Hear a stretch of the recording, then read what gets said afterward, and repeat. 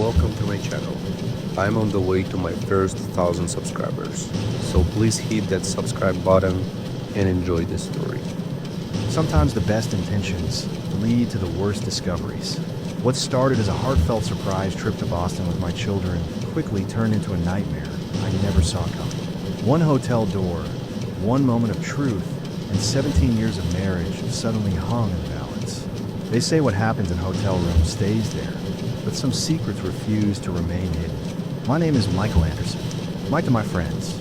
I'm 50 years old, have been married to my wife Rebecca for almost 20 years, and we have two great kids, Curtis, who's 15 and growing faster than I can keep up with, and Sophie, my 10-year-old princess who still thinks her dad hangs the moon. That Wednesday morning started like any other during Becca's business trips.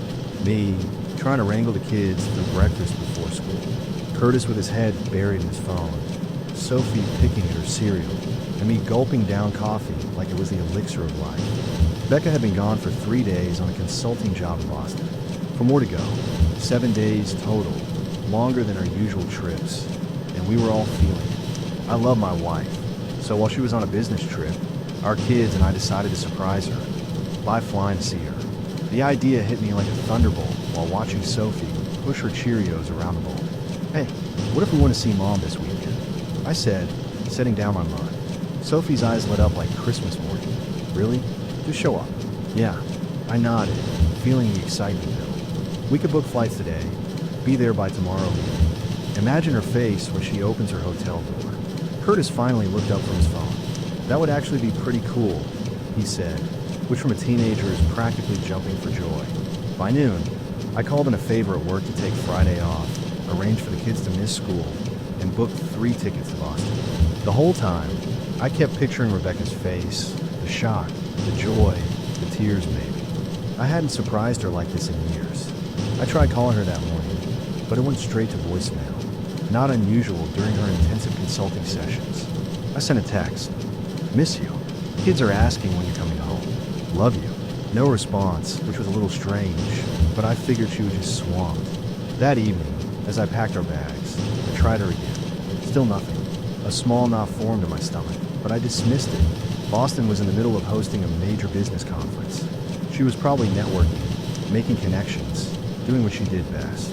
The consulting world was competitive, and Rebecca was a shark in high heels. As I tucked Sophie in that night, she clutched her favorite stuffed bunny to her chest. "Do you think Mommy will cry when she sees us?" she asked, eyes wide with anticipation. "Maybe, sweetheart," I said, kissing her forehead. "It's going to be the best surprise ever." I had no idea then how wrong I was. No idea that the surprise waiting in Boston wasn't ours to give, but rather one that would shatter our family into pieces. The flight to Boston wasn't long, but it felt like an eternity. Curtis had his headphones on, lost in whatever music teenagers listen to these days. Sophie chatted nonstop about all the things she wanted to tell her mom, while I sat between them, fighting an increasing sense of unease. I tried calling Rebecca 3 more times before we boarded. Nothing. Just straight to voicemail. Not even a ring. I sent another text. "Hope your meetings are going well. Miss you." The blue delivered notification appeared, but no response came. "Dad, why are you checking your phone every 5 seconds?" Curtis asked, briefly pulling off his headphones. Kid never missed a thing. "Just making sure our rental car is confirmed." I lied, forcing a smile. But the truth was, something felt off. Rebecca and I had been married for almost 20 years. We had our ups and downs like any couple, but she'd never gone this long without communication before. She always made time for the kids, at least. When we landed at Logan Airport, I tried once more. Voicemail again. I left a message this time, keeping my tone light. "Hey babe, just checking in. Give me a call when you get a chance." The rental car process was a nightmare. Wrong reservation, long lines, Sophie needing the bathroom twice. By the time we hit the road toward downtown Boston, it was already past 8 in the evening. Rush hour traffic had cleared, but the city streets were alive with Thursday night energy. "Dad, I'm hungry," Sophie whined from the back seat. "Me too," Curtis chimed in, finally engaged in something besides his phone. "Can we eat before we see Mom?" "Let's get to the hotel first," I said, my knuckles white on the steering wheel. "Maybe Mom can join us for a late dinner." As we neared the Marriott where Rebecca was staying, that knot in my stomach tightened. I tried calling once more, and this time, oddly, it rang. But still, no answer. The hotel's revolving doors welcomed us with a whoosh of warm air, the lobby elegant with marble floors and soft lighting. Curtis and Sophie looked around, impressed by the upscale surroundings. My wife always stayed at nice places on her company's dime. "Why don't you guys wait here?" I told them, pointing to some plush couches. "I'll check us in and find out which room Mom's in." Sophie bounced on her toes. "Can we surprise her right away?" I nodded, forcing enthusiasm I no longer felt. "That's the plan, sweetheart." As I approached the front desk, I had no idea I was walking toward the moment that would change everything. "Good evening, sir. How can I help you?" The receptionist, a young woman with a professional smile, greeted me. I cleared my throat. "I like a check-in, and I also need to get in touch with my wife who's staying here, Rebecca Anderson." Her fingers danced across the keyboard. "Let me check that for you." A moment passed. "Yes, Mrs. Anderson is staying with us. Would you like me to ring her room?" "Please," I said, relief washing over me. At least Rebecca was here. The receptionist dialed, waited, then frowned slightly. "I'm sorry, sir. There's no answer. Can you try again?" I asked, that knot in my stomach tightening. Maybe she didn't hear it. She tried once more with the same result. "I'm sorry. There's still no answer. Would you like to leave a message?" "No, that's okay." I handed over my credit card. "We'll just check in for now. My wife is expecting us. Sort of. It's a surprise visit." A flicker of something. Hesitation. Crossed her face. "I see. Well, let me get you set up." She processed our reservation, then handed me 2 key cards. "You're in room 732. Mrs. Anderson is in 718. Different floors." I asked, confused. "No, same floor, just down the hall from each other." She paused, then added, "It looks like Mrs. Anderson checked in with a +1 though." The world stopped spinning for a moment. "A +1? What do you mean?" The receptionist's expression shifted to discomfort. "The reservation shows 2 guests in her room." I assumed. "I'm sorry, I shouldn't have said anything." I forced a laugh that sounded hollow even to my own ears. "No, that's fine. Probably a colleague sharing the room to save on expenses." But I knew better. Rebecca's company always sprang for private rooms for its consultants. It was a point of pride for them. I collected our bags and walked back to Curtis and Sophie, my mind racing. A work friend, a female colleague, or I couldn't bring myself to complete the thought. "Did you find Mom?" Sophie asked, bouncing with excitement. "Not yet, sweetheart. Let's go up to our room first and freshen up." The elevator ride was silent except for Sophie's humming. Curtis shot me a look. He sensed something was off, but thankfully kept quiet. Our room was nice, standard high-end hotel fare. I set the bags down and took a deep breath. "Can we go see Mom now?" Sophie pleaded. "In a minute. Why don't you 2 wash up? It's been a long day." While they were occupied, I slipped into the hallway and walked to room 718. My heart hammered against my ribs as I raised my hand to knock. No answer. I knocked again, harder this time. Still nothing, but I could hear movement inside. Faint music, the sound of laughter. My blood ran cold. I pulled out my phone and typed, "I'm outside your hotel room door. Open up." The movement inside stopped abruptly. Then, a muffled male voice. I closed my eyes, suddenly certain of what I would find on the other side of that door. The door to room 718 opened slowly, revealing Rebecca in a hotel bathroom, her hair disheveled, face flushed. Her expression cycled through shock, fear, and finally settled on something that looked strangely like annoyance. "Jason, what are you doing here?" she hissed, stepping into the hallway and pulling the door nearly closed behind her. I stared at her, momentarily speechless. After a beat, I found my voice. "Surprise," I said flatly. "The kids and I thought we'd come see you." Her eyes widened. "The kids are here, at the hotel, in our room, down the hall." My voice sounded distant, even to myself. "They've been excited all day to see you." Rebecca ran a hand through her hair, glancing nervously back her door. "You should have called first, Mike. You should have called." I did, multiple times. I crossed my arms. "Who's in your room, Becca?" She flinched at the direct question. "It's not what you think." "Really? Because I think you have another man in there. Am I wrong?" The door opened wider, and a man appeared behind her. Tall, fit, maybe early 40s. He was buttoning up his shirt. "Becca, is everything okay out here?" My vision tunneled, focusing on this stranger who would call my wife by her nickname. My nickname for her. "Who the hell are you?" I demanded, my voice dangerously quiet. "Mike, please," Rebecca started, but I cut her off. "No, I want to hear from him." I stepped closer. "Who are you, and why are you in my wife's hotel room?" The man looked confused, glancing between Rebecca and me. "I'm Trevor, from the Chicago office." He extended his hand automatically, then thought better of it and withdrew it. I didn't know Becca was married. The words hit me like a physical blow. I turned to Rebecca, who had the decency to look ashamed, but not ashamed enough. "You told him you were single?" My voice was barely a whisper now. Rebecca closed her eyes briefly. "Can we please not do this in the hallway?" "Trevor, maybe you should go." "Yeah, Trevor," I echoed, my anger finding target. "Maybe you should go." Trevor raised his hands in surrender. "Look, man, I had no idea. She never mentioned a husband or kids." He grabbed his jacket from inside the room. "I'm out of here." He hurried past us down the hallway, leaving Rebecca and me alone in a silence so thick it felt suffocating. 17 years, Becca," I finally said. 17 years. "And you're picking up guys on business trips?" "It's not like that," she snapped, her shame morphing into defensiveness. "You don't understand." "Then explain it to me," I challenged. "Explain why our children flew across the country to surprise their mother, only to find her with another man." She looked away. "You should have called first." Those words, the audacity of them, broke something in me. "Are you serious right now? This isn't my fault because I didn't warn you before catching you cheating." "Lower your voice," she hissed, glancing down the hallway. "The kids are waiting," I said, stepping back. "Sophie has been bouncing off the walls all day about seeing you." "What do you want me to tell her?" Guilt finally seemed to register on her face. "Give me 5 minutes to get dressed. I'll come to your room."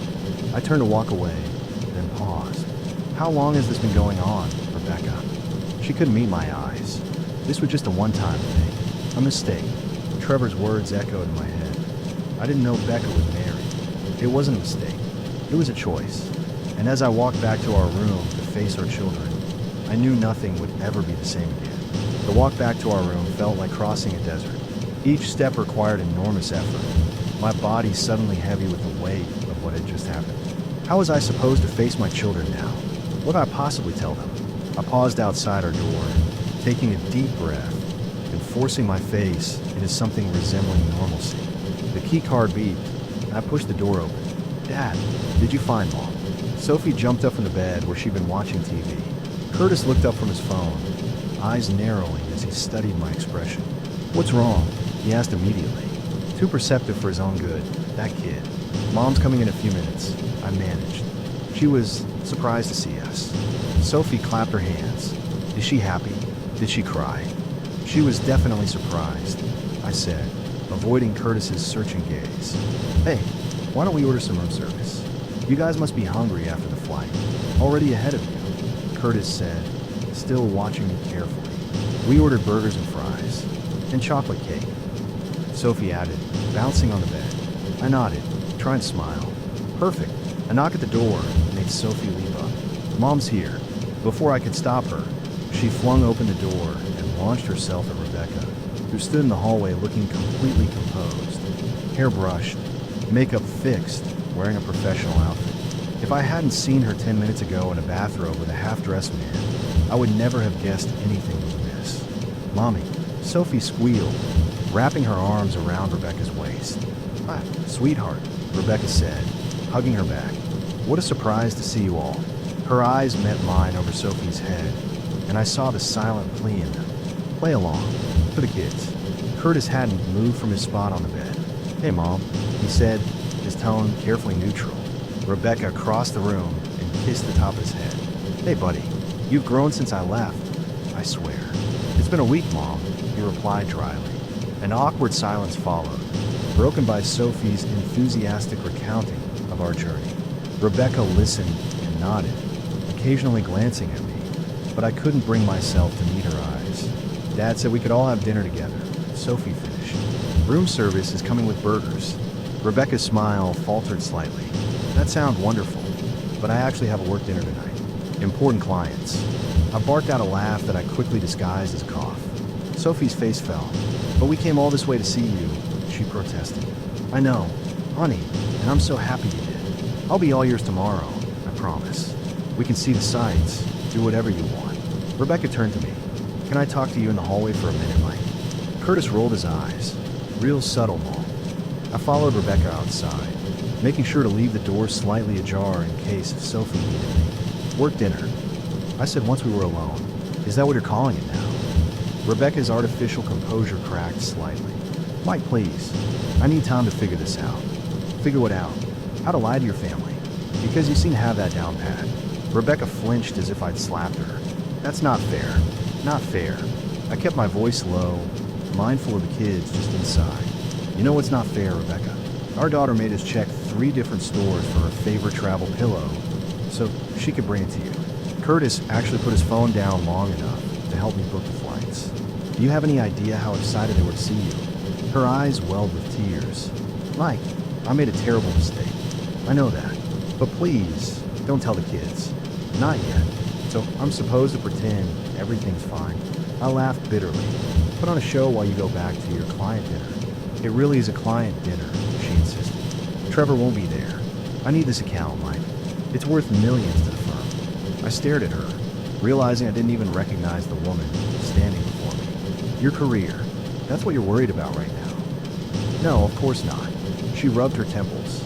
I'm trying to salvage whatever I can from this disaster. Please, Mike. One night. Let me get through this dinner, and then tomorrow we can figure everything out. There's nothing to figure out, I said flatly. You cheated on me. You lied to our children. You've been living a double life, and I don't even know for how long. She reached for my hand, but I pulled away. It wasn't a double life. It was one mistake. Trevor's words echoed in my head. I didn't know Becca was married. Save it, I said, turning back toward our room. Go to your dinner. I'll take care of the kids. What will you tell them? She asked anxiously. I haven't decided yet. My hand rested on the door handle. But unlike you, I don't lie to my children. Back inside, Sophie was bouncing on the bed, excitement radiating from her like sunshine. Is Mom coming to dinner with us? I swallow hard. Not tonight, sweetheart. Mom has an important work thing she can't miss. Sophie's face fell, and the sight of her disappointment made my chest ache. But we came all this way to surprise her. I know. Honey, I said, sitting beside her and pulling her close. And she was definitely surprised. She just has to finish some work first. But guess what? She's all ours tomorrow. The whole day. Curtis was watching me, his expression unreadable. Where's she going tonight? A client dinner, I said, the lie tasting like acid on my tongue. Uh-huh. He looked back at his phone. Whatever. Sophie, ever the optimist, bounced back quickly. Can we go see the Boston Harbor tonight instead? My friend Emma said there are cool lights and boats. The thought of playing tourist while my marriage imploded seemed impossible, but Sophie's hopeful face broke my resolve. Sure, why not? Let's finish dinner and then check it out. Sweet. She grabbed another French fry from the room service tray. This is still the best surprise ever, Dad. Curtis caught my eye over his phone and raised an eyebrow, silently calling me on my bullshit. I gave him a slight shake of my head, a promise to explain later. He nodded almost imperceptibly. At 15, he was already more man than boy, and in that moment, I was grateful for his perceptiveness. That night, as we walked along the harbor, Sophie skipping ahead and pointing out every boat she saw, Curtis fell in a step beside me. Mom's cheating, isn't she? He asked quietly. I nearly stumbled, caught off guard by his directness. Curtis, just tell me the truth, Dad. I'm not a kid anymore. I looked at my son, tall, serious, and suddenly so grown up. Yes, I admitted finally. I think she is. I stared at Curtis, momentarily speechless. His question hung in the air between us, impossibly adult coming from my 15-year-old son. What makes you think that? I finally asked, watching Sophie dart ahead to look at a massive yacht dock nearby. Curtis shrugged, hands deep in his pockets. The way you're acting, the way she looked at you. Plus, when you left to find Mom, you came back looking like someone died. Smart kid, too smart. I don't want to lie to you, I said quietly. But this is complicated adult stuff, Curtis. I'm not a child, Dad, he said firmly. I'd rather know the truth then wonder what's happening to our family. I took a deep breath, the cold harbor air filling my lungs. Yes, I admitted, I found your mother with another man. Curtis's jaw tightened, but he didn't look particularly surprised. I figured, ever since she started this consulting gig, she's been different. Always on her phone, staying late at the office, taking more business trips. A wave of nausea hit me. Had everyone seen what was happening except me? You noticed that? I asked. Yeah, and so did you probably. You just didn't want to believe it. His voice held no accusation, just a sad understanding beyond his years. Sophie called to us from up ahead, waving excitedly. Dad, Curtis, come look at this boat. It has a helicopter on it. Be right there, sweetie. I called back, forcing enthusiasm into my voice. Curtis kicked at a loose stone on the walkway. What happens now? Are you guys getting divorced? The word felt like a punch to the gut. I don't know yet, buddy. This just happened.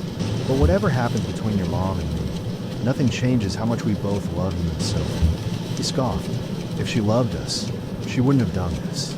It's not that simple, I said, though part of me agreed with him. Adults mess up sometimes. Make terrible mistakes. This isn't like forgetting to pay the electric bill, Dad, Curtis said, his voice hard. She chose to cheat. We reached Sophie, who was pressed against the harbor railing, pointing at the luxury yacht. Look, it's bigger than our whole house. I lifted her onto my shoulders so she could see better, grateful for her innocent enthusiasm. Pretty impressive, huh? As Sophie chattered away about the yacht, Curtis stood slightly apart, his teenage face suddenly much older. I could see him processing everything, deciding how he felt about it all. Don't tell Sophie, he said quietly when she was distracted by a passing boat. She still thinks Mom hangs the moon. I won't, I promised. Not yet, anyway, but we'll have to figure this out eventually.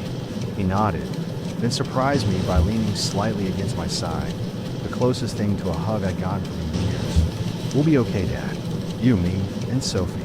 In that moment, my 15-year-old son was trying to comfort me, and it nearly broke me, but also gave me strength. We would be okay. Somehow. Yeah, I said, putting my arm around his shoulders. We will. When we returned to the hotel, Sophie was half asleep on my shoulders, the excitement of the day finally catching up with her. Curtis walked beside us, unnaturally quiet, his earlier revelation hanging between us like a storm cloud. I'm tired, Daddy, Sophie mumbled as we entered the elevator. I know, sweetheart. We'll get you into bed soon. I pressed the button for our floor, dreading what might await us. The elevator doors opened, and my heart sank. Rebecca stood outside our room door, arms crossed, tapping her foot impatiently. When she saw us, her expression morphed into concern. Where have you been? I've been calling for hours, she exclaimed. We want to see the harbor. I replied evenly, shifting Sophie on my shoulder. I left my phone in the room. Curtis brushed past his mother without a word, swiping the key card and entering our room. Rebecca's eyes followed him, confusion flashing across her face. Curtis, what's wrong, honey? He ignored her completely, the door shutting behind him. What did you tell him? She hissed at me. The truth, I said simply. He asked, and I wasn't going to lie to him. Rebecca's face paled. You had no right to do that without discussing it with me first. Lower your voice, I warned, nodding toward the half-asleep Sophie. And I had every right. You gave up your say when you decided to cheat on our family. Rebecca stepped back as if I'd slapped her. My, please, can we talk about this rationally? How was your dinner with the clients? Productive, she said tightly. We landed the account. Congratulations, I replied, unable to keep the bitterness from my voice. Your career is certainly thriving. That's not fair. Life's not fair, Becca. Our son now knows his mother is a cheater. Our daughter is going to figure it out soon enough. Nothing about this is fair. Sophie stirred on my shoulder. Daddy, why are you and Mommy fighting? Rebecca's eyes filled with tears. We're not fighting, sweetie. Just having a grown-up talk. It sounded like fighting, Sophie murmured. I rubbed her back gently. It's okay, princess. Let's get you to bed. I moved past Rebecca to enter our room, but she caught my arm. Mike, we need to talk. Privately. Not tonight, I said firmly. I need to put our daughter to bed. Inside, Curtis was sitting on his bed, headphones on, staring at the wall. He didn't acknowledge his mother when she entered behind me. I helped Sophie change into her pajamas and tucked her into bed, her eyelids already drooping. "Good night, baby girl. Sweet dreams. Night, Daddy. Night, Mommy," she mumbled, already half asleep. Rebecca stood awkwardly at the foot of Sophie's bed, clearly unsure of her place in this new family dynamic. "Good night, sweetheart," she whispered, leaning down to kiss Sophie's forehead. Once Sophie was asleep, Rebecca gestured toward the door. "Can we talk in my room? Please." I glanced at Curtis, who had his back to us, shoulders rigid. "Will you be okay?" I asked him quietly. He pulled one headphone off. "I'm fine. Go talk. Sort this mess out." His voice was flat and motionless. Rebecca flinched at his tone, but said nothing. In the hallway, I followed her silently to the room. The same room where hours earlier, I discovered her with another man. The irony wasn't lost on me. She swiped her key card, and we entered. The room had been cleaned, all evidence of her afternoon tryst erased. But I could still feel it, the betrayal lingering in the air like a bad smell. "Curtis hates me," she said, finally breaking the silence. "He's hurt," I corrected. "We all are." Rebecca sat on the edge of the bed, her composure finally cracking. "I made a terrible mistake, Mike. I don't know what I was thinking." "That's just it," I said, remaining standing. "You weren't thinking about us at all." Rebecca's hotel room felt foreign now, contaminated. I remained standing near the door, unwilling to sit on the bed where hours earlier she had betrayed everything we built together. "I don't even know where to start," she said, pacing nervously. "How about the truth?" For once, my voice was calmer than I felt. "How long has this been going on?" She hesitated just long enough for me to know what was coming wasn't the full truth. "It was just this once, Mike. A momentary weakness. Trevor didn't seem to think it was a one-time thing." I countered. "He said he didn't know you were married. How would he not know that if this was your first encounter?" Rebecca's shoulders slumped. "We've been talking for a few months. Flirting. It started at a conference in Chicago. So this wasn't your first business trip rendezvous." She closed her eyes. "No. The confirmation, though expected, still felt like a knife to the gut." I leaned against the wall for support. "How many times? How many men? Just Trevor." "3 times." She wiped at a tear. "I know that doesn't make it better." "No, it doesn't." I shook my head in disbelief. 17 years, Becca. 3 kids. And you risked it all for what? Some excitement. An ego boost. "It wasn't like that," she insisted. "We grew apart, Mike. You're always working. Always focused on the kids. When was the last time you looked at me? Really looked at me? As a woman, not just a wife and mother."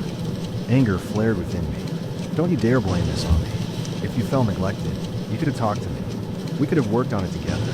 Instead, you chose to lie. To cheat." "I know," she whispered. "I know that now. And I'm so sorry, Mike. More sorry than you can imagine. Sorry you did it. Or sorry you got caught." She flinched. "That's not fair. None of this is fair, Rebecca. Our kids are going to be devastated. Curtis already hates you. Sophie will find out eventually. You've blown up our entire family for a fling with some guy from the Chicago office." Silence fell between us, heavy with 2 decades of shared history and the realization that it might all be ending. "What happens now?" she finally asked. I looked at her, really looked at her. The woman I had loved since college. The mother of my children. A stranger now. "I'm taking the kids home tomorrow," I said quietly. "First flight out." "Mike, please," she begged. "We can work through this. Couples therapy. A fresh start. Whatever it takes. I don't know if I can ever trust you again," I admitted. "And without trust, what do we have?" Her face crumpled. 20 years of love. A family. A history. A history you didn't value enough to protect. I moved toward the door. "I need to get back to our kids." "What are you going to tell Sophie?" I paused, hand on the doorknob. "I don't know yet. But unlike you, I won't lie to her." The flight home was quiet. Sophie fell asleep almost immediately, exhausted from the emotional roller coaster of our truncated vacation. Curtis sat with his headphones on, staring out the window, occasionally glancing at me with a mixture of concern and something else. Respect, maybe. I hadn't slept at all. After my conversation with Rebecca, I'd returned to our room to find Curtis still awake, waiting. "We're leaving tomorrow," I told him simply. "First flight out." He nodded, relief evident on his young face. "Good." Rebecca had come to the airport to see us off, her eyes red-rimmed from crying. Sophie had hugged her tightly, confused about her sudden departure. "But why can't Mom come with us?" she'd asked repeatedly. "Mom has to finish her work here." I'd explain, the lie bitter on my tongue. "She'll be home in a few days." Curtis had barely acknowledged his mother, giving her a stiff, one-armed hug before boarding without a backward glance. Now, as the plane began its descent into our hometown, I found myself thinking about what came next. The logistics of separation, the heartbreak of telling Sophie, the inevitable questions from family and friends. "Dad," Curtis's voice pulled me from my thoughts. "Yeah, buddy, are you okay?" His concern, so adult, so genuine, made my throat tighten. "I will be, I promise. We all will be." He nodded, seeming satisfied with my answer. "What happens when we get home? Is she coming back?" I sighed, choosing my words carefully. "She'll come back to the house, yes. But things are going to change, Curtis. Your mom and I need to figure out what's best for everyone." "You mean divorce?" he said bluntly. "Maybe. I don't know yet." I ran a hand through my hair. "But whatever happens between your mom and me, nothing changes how much we both love you and Sophie." He was quiet for a moment. "For what it's worth, Dad, I think you're doing the right thing. We deserve better." His words, so wise beyond his years, were both heartbreaking and strengthening. He shouldn't have to deal with any of this, but his resilience made me proud. When we landed, Sophie woke up, immediately asking for Rebecca. The reminder that our family would never be the same cut deep. 3 weeks later, Rebecca and I sat across from each other in our kitchen, divorce papers between us. She'd moved into an apartment downtown. Curtis still barely spoke to her. Sophie was finally beginning to understand, in her 10-year-old way, that Mommy and Daddy wouldn't be living together anymore. "I never wanted this," Rebecca said quietly, pen hovering over the signature line.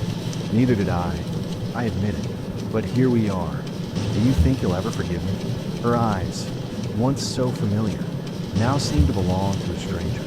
I considered the question carefully. Someday, maybe, for the kids' sake. "But some things can't be undone, Becca." She nodded, accepting this truth, and signed her name. As I watched her go, I felt an unexpected lightness. The pain wasn't gone, far from it. But for the first time since that fateful day in Boston, I could see a future beyond betrayal. A new beginning for me and my children. We would be okay. Different, but okay.